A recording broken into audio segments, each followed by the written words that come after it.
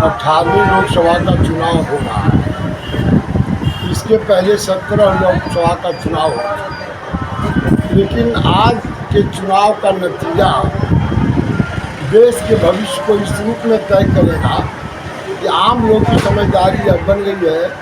मोदी जी के पिछले 10 वर्षों में जो जनता के सामने वायदा किया था और उन वायदों के अनुरूप जो उन्होंने काम किया, फिर जनता के साथ जो सलूक किया, आम बड़े बड़े पूंजीपतियों के साथ जो व्यवहार किया, इन तमाम बातों पर लोग कयास यह लगा रहे हैं कि क्या इस चुनाव के बाद देश का जनतंत्र बचेगा, जनतांत्रिक व्यवस्था बचेगी या यहाँ तानाशाह हो। लोग यह समझ रहे हैं कि संविधान बचेगा या संविधान को जला कर खाक कर देंगे। असमानता को दूर करने के लिए, तमाम लोगों को समान बनाने के लिए चुनाव में एक अधिकार दिया था सबको बराबरी का, चाहे राजा हो, रंग हो, बाल में रहने वाला हो, झोपड़ी में रहने वाला हो, वोट देने का अधिकार। दूसरी बात, उन्होंने असमानता और समानता के बीच समानता लाने के लिए आरक्षण का प्रावधान किया था। आज बड़े पैमाने पर चर्चा है कि मोदी भी आरक्षण समाप्त करना चाहते हैं। बड़े पैमाने पर यह चर्चा है कि यह लास्ट चुनाव होगा। अगर मोदी जी को तिहाई बहुमत हासिल कर लेंगे तो संविधान को समाप्त करेंगे, संविधान में उल्लिखित तमाम धाराओं को समाप्त करेंगे। और यही कारण है कि देश के अंदर जो आज तक 17 चुनाव हुआ उससे यह भिन्न। जाहिर बात है, हमारे ऐसे लोग जो आज के तारीख में इंडिया गठबंधन के लिए लगातार 31 दिन से हम घूम रहे हैं, यह हम समझते हैं कि एक व्यक्ति से बड़ा पार्टी होता है, पार्टी से बड़ा देश होता है। और देश को बचाने के लिए सतीश कुमार इसके पहले कुर्मी चेतना रैली किया था, लव कुश एकता मंच बनाया था, परिवर्तन हुआ, नीतीश कुमार बिहार के मुख्यमंत्री बने और लगातार 19 वर्षों से आज तक। जाहिर बात है, हमने चिराग जी के दल में शामिल होने के बाद उनके सामने प्रश्न रखा था कि क्या बिहार में परिवर्तन संभव है, गरीबों के लिए राजपाट होगा, लोगों को रोजगार मिलेगा, नारी सशक्तिकरण होगा, कल कारखाने जो चौपट हो गए हैं क्या उसको केवल खाना से फिर कारखाना में तब्दील किया जाएगा, महंगाई दूर करने के उपाय किए जाएंगे, भ्रष्टाचार को मिटाने का कोई रास्ता होगा। तब चिराग जी ने हमसे कहा था कि हम नया बिहार बनाएंगे, नीतीश कुमार को समाप्त करेंगे और मुख्यमंत्री हम बनकर बिहार में परिवर्तन करेंगे। तो बिहारी फर्स्ट और बिहार फर्स्ट का स्लोगन दिया। जाहिर बात है, हमको भी लगा कि शायद यह नौजवान है, बिहार में परिवर्तन करेगा। लेकिन बढ़ता गया समय और हमने काफ़ी उनके व्यक्तित्व के लिए, उनके चेहरे में राजनीतिक निखार के लिए 17 को बड़ी बड़ी सभा पूरे बिहार के अंदर एक वर्ष के अंदर हुआ। उसमें 10 सभा हमने किया और 25,000 30,000 की सभा किया, 500 से ज़्यादा छोटी छोटी सभा किया। इनका आकार प्रकार बढ़ा, इनका व्यक्तित्व बढ़ा। उसमें बड़ी भूमिका नेताओं की थी, कार्यकर्ताओं की थी। और उसी के बल पर जब इनको 5 टिकट मिला, लोगों में खुशी का लहर था। हमारे पार्टी के अंदर नेता हो चाहे उनका समर्थक हो, लेकिन जब टिकट बंटवारा का समय आया और जिस तरह से टिकट का बंटवारा में व्यापक धांधली की चर्चा अखबारों में और तमाम मीडिया के द्वारा जो प्रसारित किया गया, हम लोग संस्कार हुए और उन्होंने, हमको लगता है, अपने बाप दादे के संस्कार को भी मिटा दिया। और बिहार में पहली बार कोई एक दल तमाम टिकट को बेचने का काम किया, जैसा लोग कहते हैं, जैसा अखबारों में छपा। मसलन आप ले लीजिए, जम्मू में अपने बहनोई को चुनाव लड़ा दिया। निश्चित तौर पर उनका कोई राजनीति में योगदान नहीं, कभी अपने कंधे पर झंडा नहीं रखा। उसके बाद खगड़िया देखिएगा, एक स्वर्ण व्यवसायी, हीरा व्यवसायी को दे दिया। वहाँ रेणु कुशवाहा थी, वहाँ संजय पासवान थे। रेणु कुशवाहा MP रही है और 4 लाख वोटर भी था कोई का, उनको नहीं दिया बल्कि एक धन्ना सेठ को दे दिया। लोग कहते हैं बड़े पैमाने पर इसमें माल का आदान प्रदान किया गया। उसी तरह से समस्तीपुर में आप देखिए, अशोक चौधरी जो इनके पार्टी को तोड़ा, जो इनके परिवार को तोड़ा और इनको सड़क पर लाकर खड़ा कर दिया, उसको दे दिया। किसको? उसकी बेटी को, शामली को दे दिया। 23 वर्षीय बेटी को दिया और ये कह रहे हैं कि एजुकेटेड था, महिला नारी सशक्तिकरण। तो रेणु कुशवाहा के सामने इसका क्या वजूद था? इससे बढ़िया बढ़िया और लोग थे, लेकिन उनको दे दिया।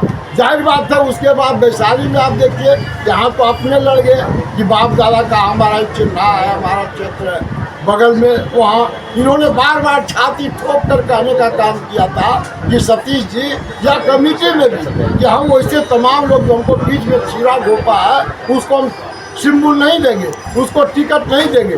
लेकिन वैशाली में दे दिया उसी को जो इनके पीठ में छुरा नहीं हो पाता, बल्कि पार्टी को मिट्टी में मिलाने के लिए हर संभव प्रयास की थी।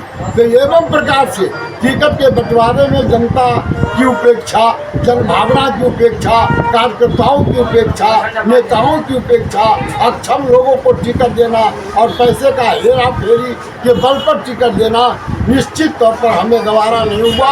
हमने पहले भी कहा था भाजपा टाटा बिरला सिंघानिया किर्लोस्कर थापर अंबानी अदनानी की पार्टी है, वहाँ गरीबों की सेवा रहकर आप नहीं कर सकते। हमारी बात नहीं मानी गई। लेकिन जब टिकट बंटवारे में पैसे का बड़ा खेल हुआ, रोमांचक खेल लिया, जिससे बिहार शर्मसार हुआ, उनके बाप दादे का संस्कार मिट्टी में मिल गया, हमने फैसला किया कि अब इसके साथ रहना ठीक नहीं है। देश की सेवा में आप जानते हैं दो तरफ पार्टी बटी हुई है, दो तरफ विचारधारा बटकर चुनाव के मैदान में है। एक मोदी को हटाना चाहता है, दूसरा मोदी को बिछाना चाहता है।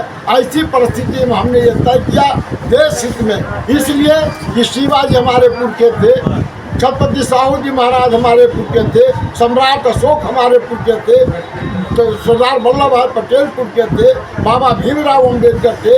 अगर उनके अरमानों को खून में डुबाया जा रहा है तो हमने ये समझा तब जब तेजस्वी जी ने कहा आए बिहार के बेटो, जब चचा छोड़कर चले गए मोदी जी के साथ, तब इन्होंने घोषणा किया, असेंबली में घोषणा किया, महाराष्ट्र में घोषणा किया, रामलीला मैदान दिल्ली में घोषणा किया क्या बिहार के बेटे एवं बेटियों, हम जान देना कबूल करेंगे लेकिन मोदी को बिहार में भटकने नहीं देंगे, सांप्रदायिक शक्तियों को सत्ता में आने नहीं देंगे।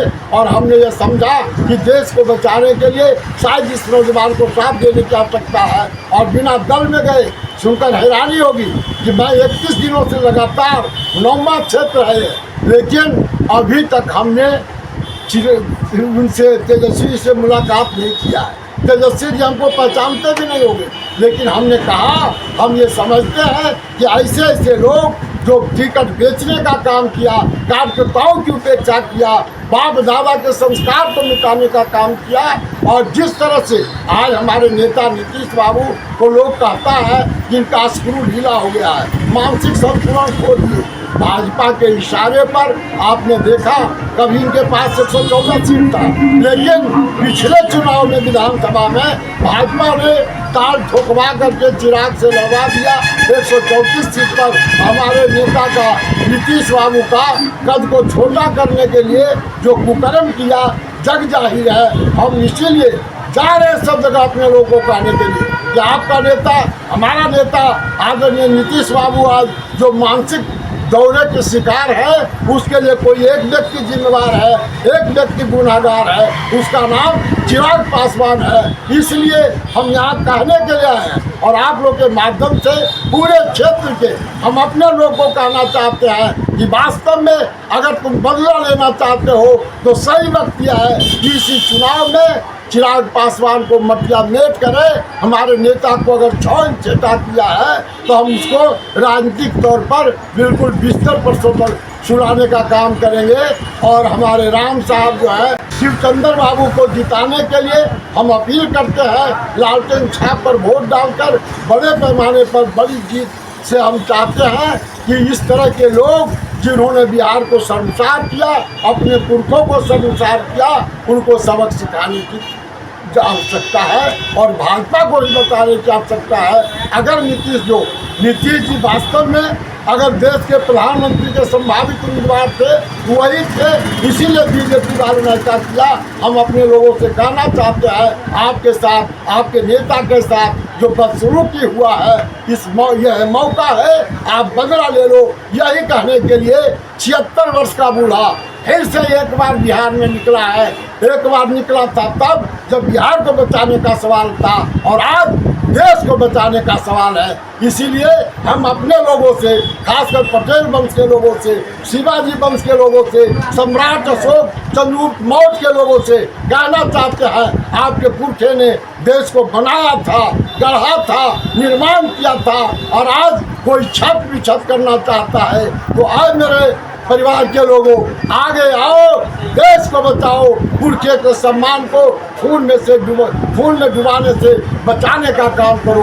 और हम परसों से जो यहाँ देख रहे हैं, जो समय बन गया है, अब जो लोगों का जमावड़ा हो रहा है, कोई माई का लाल अब राम साहब को आरजेडी के उम्मीदवार को जीतने से रोक नहीं सकता, और तेजस्वी के धार को बढ़ाने का काम यहाँ लोग करेंगे।